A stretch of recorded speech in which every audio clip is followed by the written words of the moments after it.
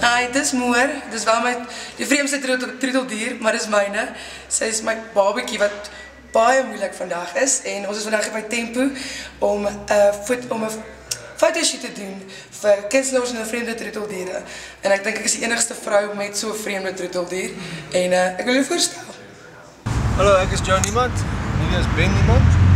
Hy is onlangs die derde keer aangewys die mooiste hond in die wêreld in 'n week deur my. En ja, welkom by ons.